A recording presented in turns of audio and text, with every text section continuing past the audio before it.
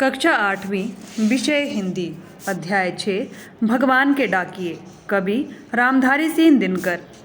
सप्रसंग व्याख्या। नंबर 1, पक्षी और बादल ये भगवान के डाकिए हैं जो एक महादेश से दूसरे महादेश को जाते हैं।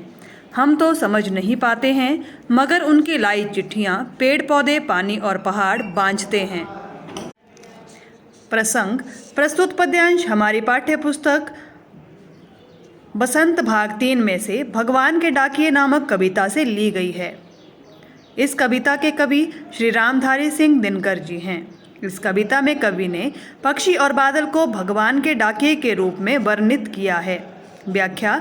दिनकर जी ने माना है कि पक्षी और बादल ईश्वर के डाकिए हैं। ये दोनों संदेशों को यहाँ से वहाँ तक ले जाने का कार्य करते हैं। ये अपने संदेशों को एक देश से दूसरे देश से लेकर जाते और आते हैं। कवि का मानना है कि हम लोग प्रकृति के इन अनूठे रूपों को समझ नहीं पाते हैं, परंतु इनके द्वारा लाई गई चिट्ठियों को पेड़ पौधे, पानी, पहाड़ आदि अच्छी प्रकार से सुनते हैं। ये पक्षियों और बादलों की भाषा को अच्छे से समझ सकते हैं। नंबर 2, हम तो केवल ये आंकते हैं कि एक देश की धरती दूसरे देश को सुगंध भेजती है और वह सौरभ हवा में तैरते हुए पक्षियों की पंखों पर तिरता है और एक देश का भाप दूसरे देश में पानी बनकर गिरता है। व्याख्या।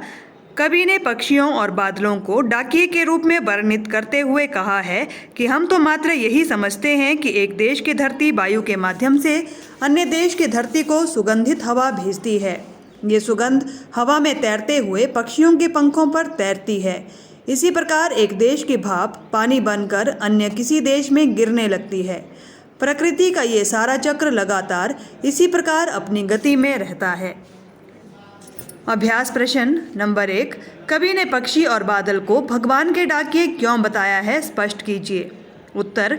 कवि ने पक्षी और बादल को भगवान के डाकिए इसलिए माना है क्योंकि ये संदेशों को एक स्थान से दूसरे स्थान पर लाने और ले जाने का कार्य करते हैं। बादल वर्षा और शीतलता का संदेश देते हैं। पक्षी अपने पंखों पर सुगंधित वायु को लेकर एक देश से दूसरे देश में आते जाते हैं।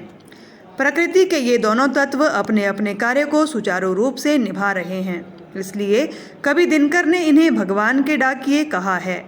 प्रश्न। पक्षी और बादल द्वारा लाई गई चिट्ठियों को कौन कौन पढ़ पाते हैं, सोचकर लिखिए। उत्तर। पक्षी और बादल दोनों ही कवि के अनुसार भगवान के डाकिए हैं। ये हमारे संदेशों को एक स्थान से दूसरे स्थान पर लाने और ले जाने का कार्य करते हैं। इनके द्वारा लाई गई चिट्ठियों को पेड़ पौधे, पानी और पहाड़ ही पढ़ पाते हैं, वही इनकी भाषा को समझ सकते हैं।